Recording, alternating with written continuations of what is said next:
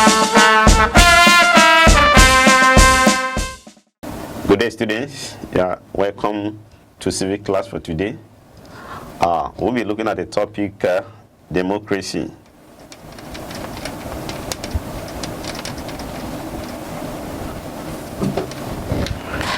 The word democracy is actually coined from two Greek words, which means which are demos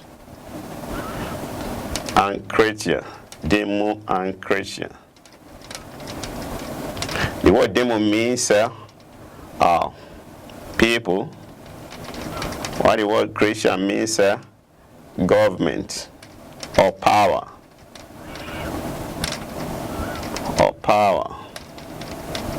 So when you combine the two words, you have something like a people's government or government by the people. So democracy is actually presently the most acceptable form of government practiced all over the world, though being practiced differently by different countries.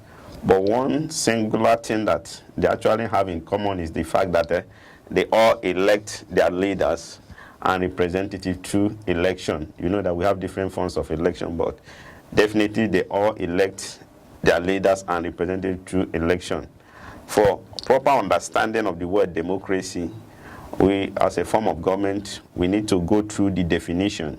Democracy has many definitions to its credit.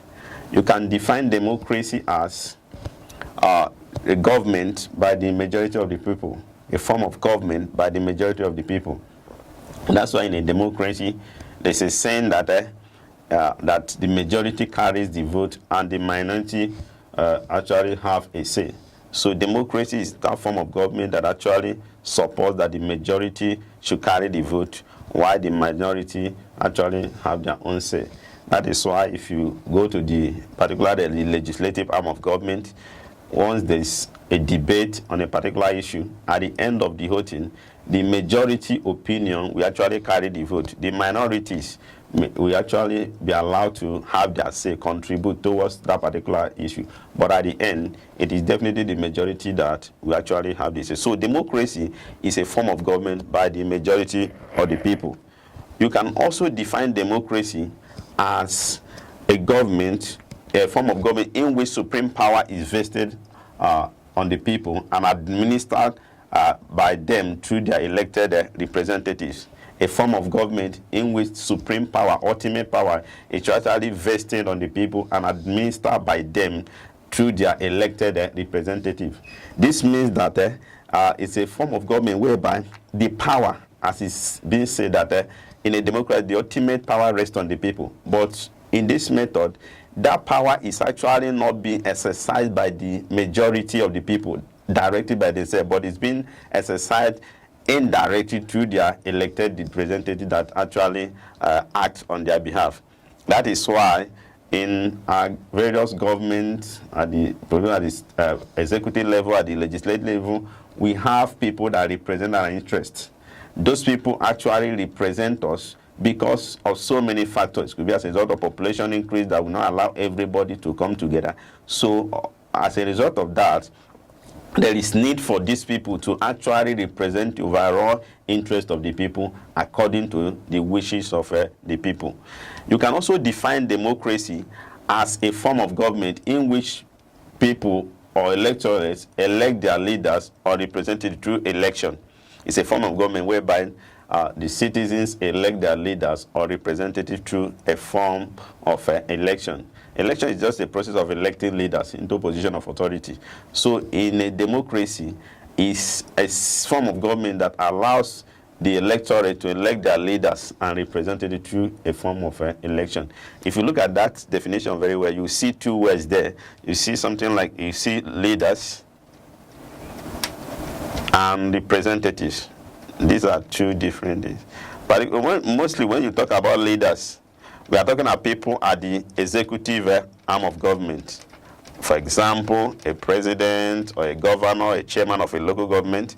But when you talk of representatives, you are talking of members of the legislature at whatever level of government. It could be at the federal level, for example, whereby in Nigeria we have a bicameral legislature, where we have the House of Senate and the House of Assembly, or the House of Representatives, and that is called a bicameral legislature. A bicameral legislature is a legislative arm with two chambers. A good example is what obtainable at the federal level, and at the state level we have what is known as a unicameral legislature, whereby we have a single legislative chamber. And also at the local government level, you should be able to know, as I've taught you in subsequent lessons, that the local government also has a legislative chamber known as the council, that is actually made up of councillors that represent the various wards. So this represent the two items mentioned there, that is a form of government whereby citizens elect their leaders and representatives through election. So that's to tell you, we have leaders, we have representatives. So through this form of government, citizens elect their leaders and also their representatives through a form known as an election. You can also define it further using the popular definition by a former American president, Abraham Lincoln. Abraham Lincoln actually defined democracy as the government of the people, by the people, and for the people. That's the popular definition that's generally known by every individual that must have come across this form of government. So it's a form of government by the people and for the people. A government of the people, by the people, government of the people, by the people, and for the people. It means that this form of government is actually channeled towards the interest of the people, and the people are the ones that administer that through their elected representatives. So everything about democracy is geared towards improving the affairs of the masses at whatever level. So we have different types of democracy. We have different types of democracy. As you all know, we have basically three different types of democracy. We have before we proceed, I also want you to understand that democracy as a form of government actually originated from Greek in Athens. So the Athenians were actually the first that practiced democracy, though their own form of democracy was direct. So we look at the types of democracy. Types of democracy. Basically, we have three types of democracy. Some people can even say once in a while two. We have direct democracy. Direct democracy. And this is a form of democracy that's actually that made provision for qualified citizens to gather together periodically to decide on the laws of the state and give approval to it. It actually started in Athens, in Greek state of Athens. It is actually designed in a way that on a periodic basis, some qualified citizens could be adult male citizens, mostly in some, as is being practiced, gather together, and there they will be able to decide on those things that constitute laws that will govern the state, and they will give approval to it. They may decide that, oh, how do we back on projects that will be able to benefit the people? They gather during that discussion, they will be able to deliberate. And you know, in the democracy, the opinion of every individual is allowed. So every individual is allowed to share his opinion. So every adult male citizen then allowed to come together and actually help to make laws and give approval to it towards the improvement of the society at large. We also have the second one known as direct or indirect or representative direct democracy. Indirect or representative democracy. That's mostly the form of democracy practiced globally today. It's actually a form of democracy whereby citizens elect their representative who will actually govern the state according to the wishes of the majority. A form of government whereby citizens elect their representatives who actually administer the state or the affairs of the state according to the wishes of the majority. This form of democracy actually replaced direct democracy as a result of increase in population and expansion of territories. So that actually made it very difficult for direct democracy to continue to operate presently. That was why the indirect or representative democracy actually replaced the direct democracy. Let me just give you an example. For example, for instance, let's say in Ekiti State, and if you want to practice democracy, imagine like you ask all the qualified citizens, let's say people that have a particular age, to gather at the stadium to deliberate on a particular issue and arrive at a decision.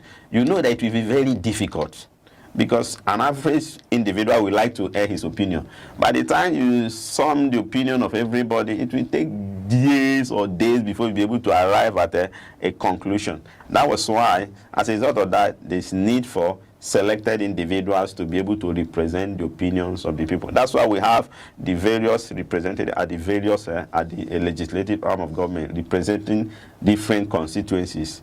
Constituency is just like electoral district. It could be federal constituency, it could be senatorial zone, it could be state constituencies, and all that, or wards.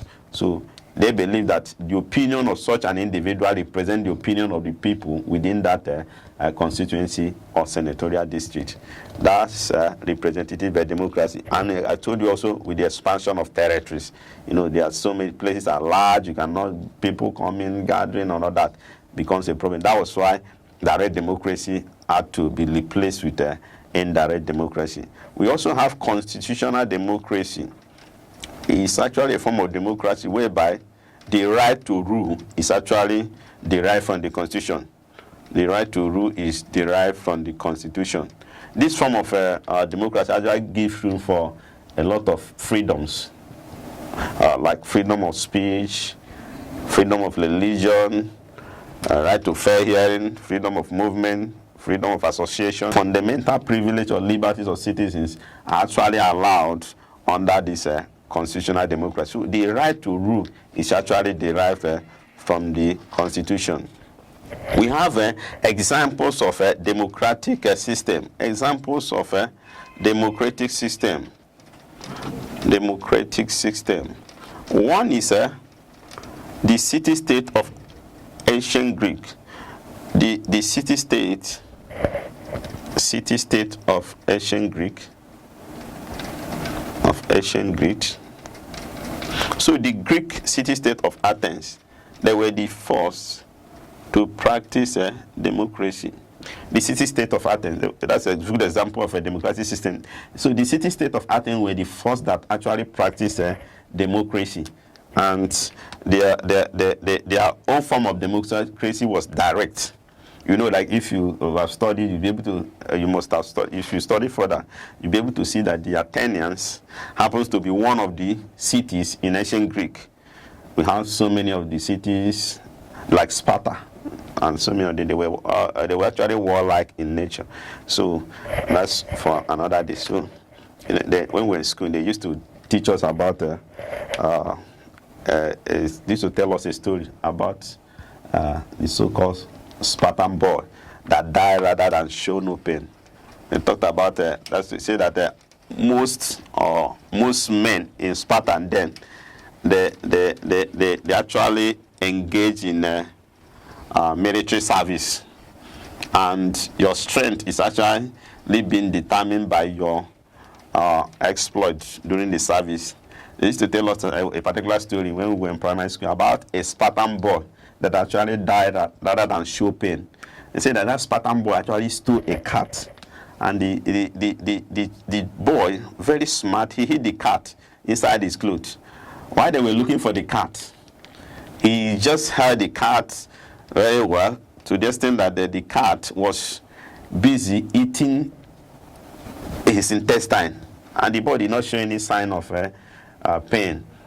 The thing continued until the cat ate, to the extent that the boy just fainted and gave up the ghost. That was when the cat just jumped out from the clothes of this boy. And as a result of the fact that the boy was able to maintain that courage despite the fact that probably what he did was wrong, but the fact that he was able to to control his to withstand the pains involved. So they used to teach us then in primary school that this Spartan boy died rather than show pain, and he became a hero in Sparta days. So Sparta happens to be one of the city-states in Athens days. So we have the city-state of Athens as one example of democracy system. We also have the second one, the Igbo village democracy.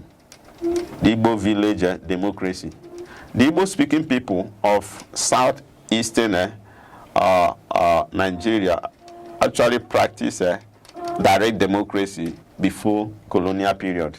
You know, if you've been to the eastern part of the country, you'll be able to understand that mostly once in a period, on periodic basis, they will gather at probably the town hall or the village square, mostly adult male citizens. And then they'll be able to decide on how to administer the affairs of the community. They will make laws. They will also execute those laws through various instruments put in place by the government. So the Igbo people, they also practice the direct democracy before the colonial era, and mostly presently they still practice that. So in Igbo land, if you've been there, you know that every adult citizen, every qualified citizen, once you are qualified to attend the meeting, you have the right to also contribute towards that particular discussion or whatever discussion that is being deliberated on at that particular time.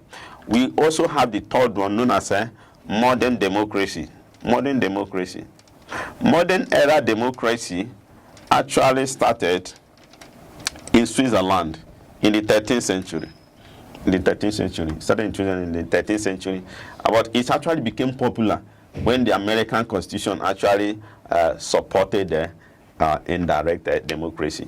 And that is the kind of democracy that we practice today. And there are a lot of privileges that are actually endowed in this democracy, in this form of democracy. So we go to the various features of democracy, or what is known as or what we can call features or characteristics of democracy.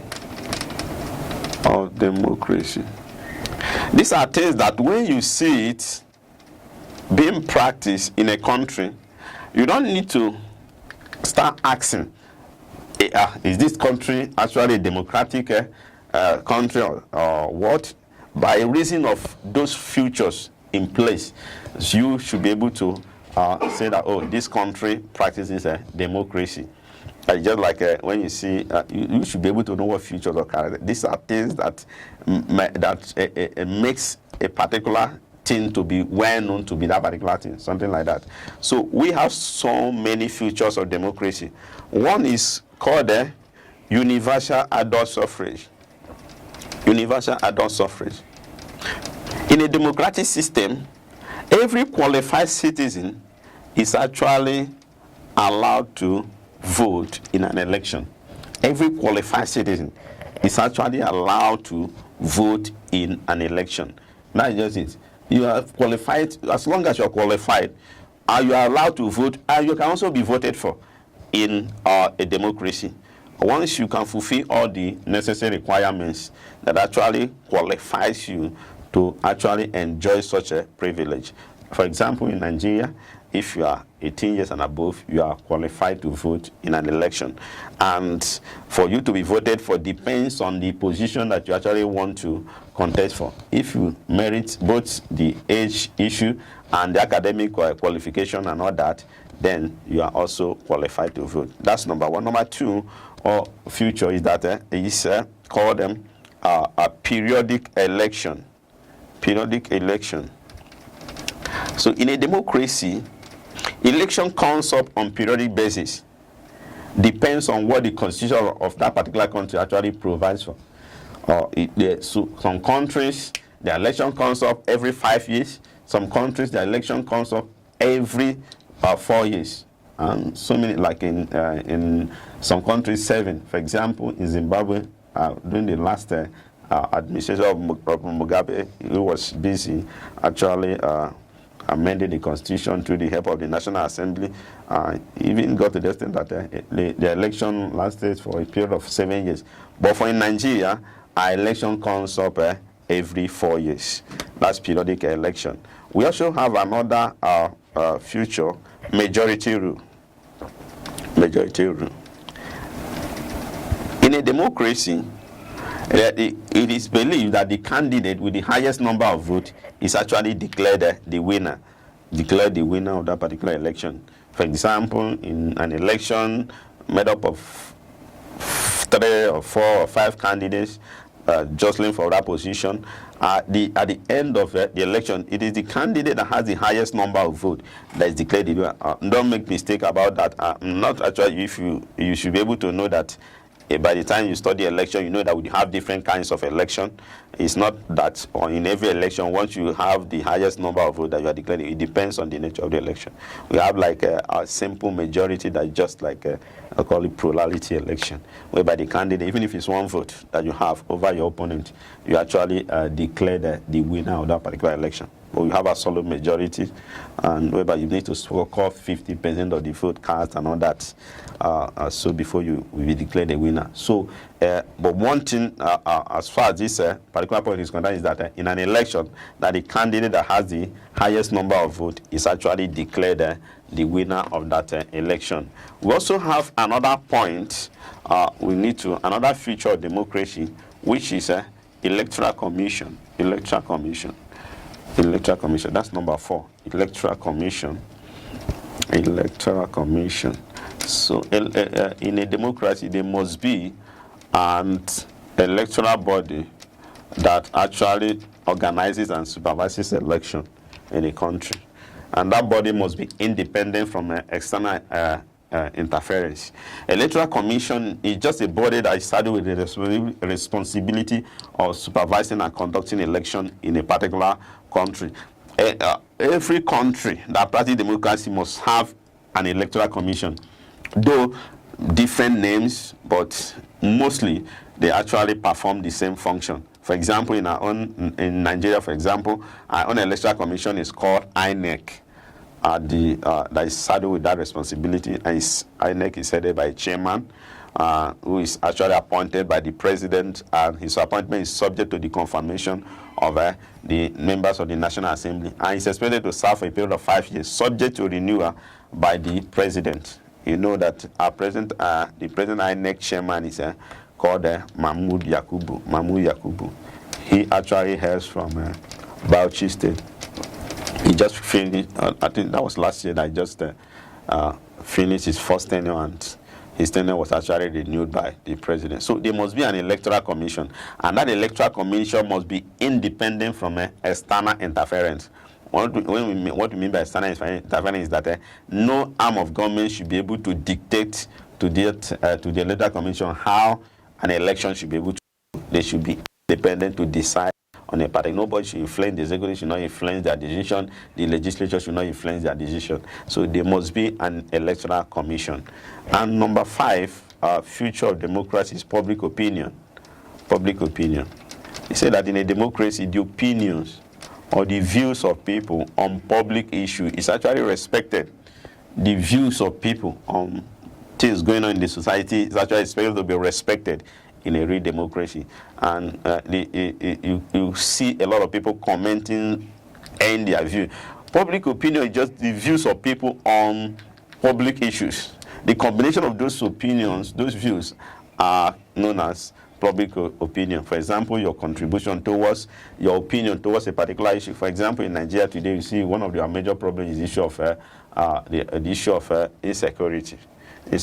So when you see kidnapping, armed robbery, and a lot of them terrorism and so on, these are a state of insecurity. And your opinion on that particular issue, joined together, put together, is actually what is known as public opinion. And it's expected that governments should respect the opinion of the citizen on a particular issue, and they should be able to do something about the opinion of people on that particular issue. When people contribute, they actually earn their view, and it's expected that you should act on those said opinion. Not that the opinion should be destructive, but should be something that should be able to improve the life of the people. We look at number 6, future, which is have a separation of power. in a democracy, the power of government is actually shared between separated between the executive, the legislature, and the judiciary, so that none of them will have too much power. So they'll be able to monitor the activities of one another in order to avoid the misuse of power. This is what is called checks and balance. Checks and balance is just a principle that provides that the three arms of government should monitor the activities of one another in order to avoid the misuse of power. So in a democracy, the power of government should be shared between these three levels of government, and each of them should operate within its own jurisdiction. None should be able to usurp the power of the other arm of government. And the essence of doing that is to ensure that they actually help to monitor the activities of one another, so that none of them will actually exercise too much power. You know, they say that power corrupts, and absolute power corrupts absolute. So if power is not actually monitored or controlled, definitely that power is meant to be abused. You know, like even if it's a small child, you just give that power, that child an element of power, authority to exercise. If you fail to monitor that, that child is bound to misuse it. Talk less of an adult, talk less of somebody who is in charge of a lot of things, like security apparatus are under his control and others. That's on that. So that's on separation of power. We also have protection of minorities, protection of the minorities.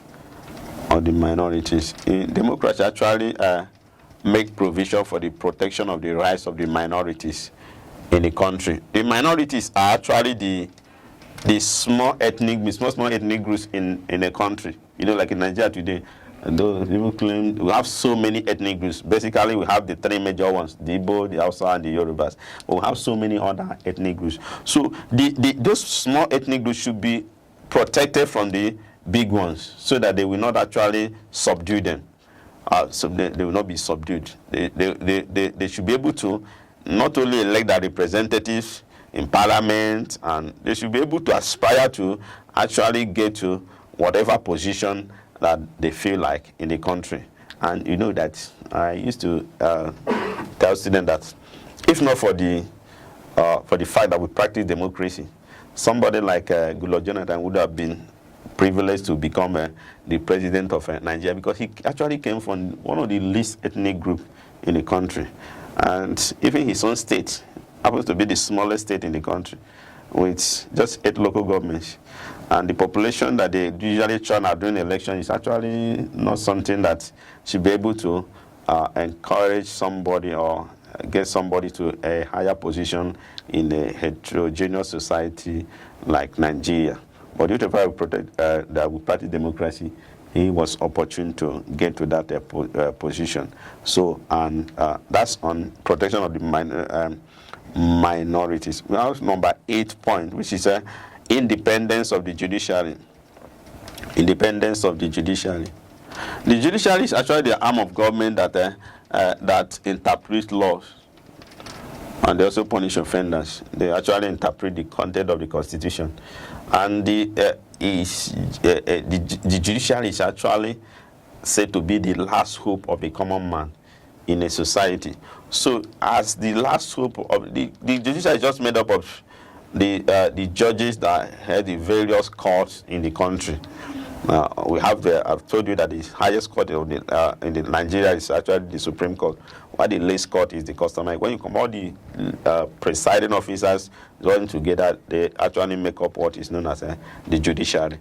So the judiciary, being the last hope of the common man, is actually expected to be independent from external interference, so that they'll be able to give justice. Because the essence of the major role of the judiciary is to give justice to an issue. So they should not be influenced. The president should not tell a judge, this is how you are going to deliver judgment on a particular issue. This is how members of the legislature should not tell a judge that, oh, you must give judgment on this particular issue this way, or else, or that, or that. So those things are not actually allowed in a democracy. So the judiciary should be absolutely independent from external control. from this, you'll be able to see that democracy is actually, it's saying that the worst form of democracy is actually better than the best of military rule. So democracy actually remains the best and the most acceptable form of government practiced globally today. And examples is, let's say, Nigeria, though we've actually had a lot of this democratic dispensation, though being interrupted by military rule and all that. But at least since 1999, May 29, 1999, up to this present, we've been actually in a democratic setting, though with challenges coming coming with it. But at least we've been able to somehow surmount it as far as the level of military intervention is concerned. So we believe that with time, we continue to grow, and democracy will continue to expand with a lot of benefits that comes with it, and be able to get to the level of the United States. Despite the fact that we were actually colonized by British, that also practice democracy, but most of our democratic system, most of our practice, they all channeled towards the American system. Everything, most of the things, the system of government, both at the legislative level, judiciary, and all that, were all channeled towards the line of modeled after that of the US and all that. And that's where we're going to conclude our lesson for today. And during the next lesson, we'll be able to look at some of the benefits of democracy, and possibly we'll be able to look at the various democratic institutions that we have and the functions of each of the democratic institutions. Thank you, and God bless you.